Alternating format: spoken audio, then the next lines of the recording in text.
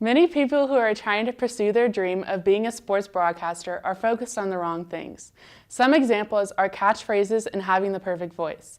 These are just small pieces of a successful journey in the business of becoming a sports broadcaster. My name is Bridgette S, and I am majoring in journalism at the University of Kansas. I will be discussing some important steps on how incorporating storytelling can help to your success of becoming a sports broadcaster. John Strong, a lead play-by-play voice for the MLS on Fox Sports, once asked, "Can you tell me a story?" especially when that story is complicated or is on a subject I do not know a lot about.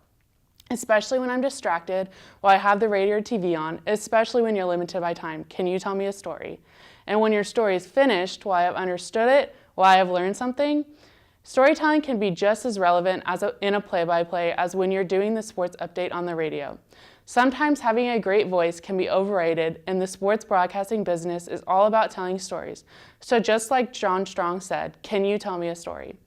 Telling stories is one of the main abilities that will help you land your dream job.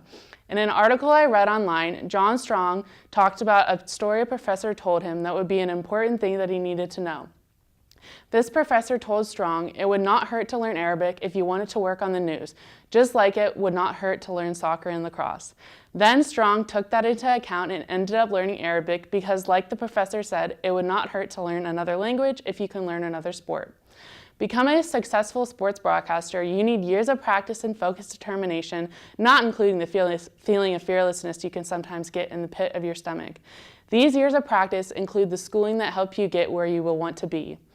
Some career requirements that will help you achieve this goal are earning your bachelor degree and being in the field of either broadcasting or communications.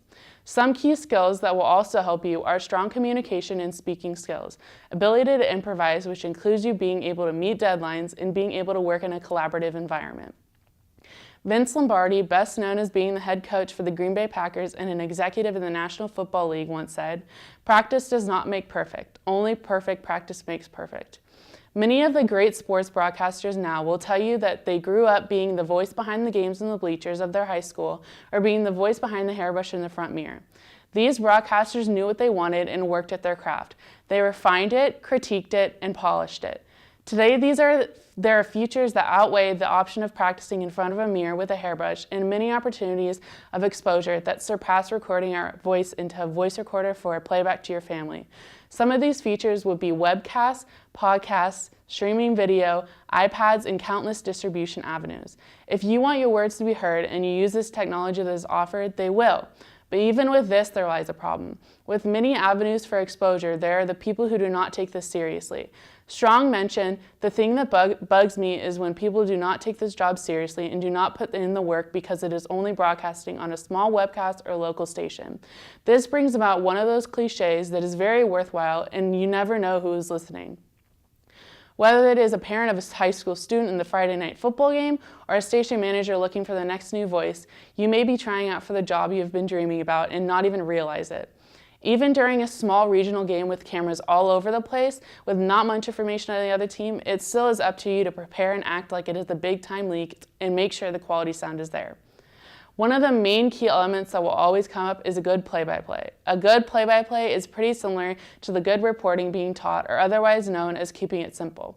This is a very subjective form of art to the job, and there are a lot of very successful guys who do the opposite of this, but everything that Strong learned and everything he is trying to do right now revolves around the phrase mentioned before, keeping it simple.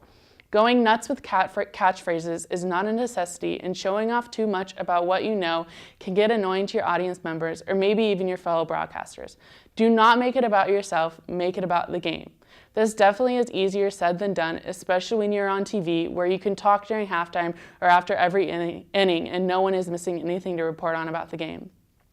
On radio, it can be somewhat similar. If you have to work hard to paint the picture in audience's heads and talk about the time and score, who has the ball, and what they're doing with it, if you try to clutter everything and talk too fast, some of the important things or key plays in the game will just get lost in the other clutter that you were talking about. This relates back to telling a story, and the bottom line of this is making sure that your audience and your fellow broadcasters can understand what you're talking about and what is going on. Strong said that the one thing he tries to focus on is using the emotion in his voice to try to give a sense to us about something important that might be happening and to key in our attention before the actual play happens. Think about the person who has the game on while working or talking to friends or using the second screen experience.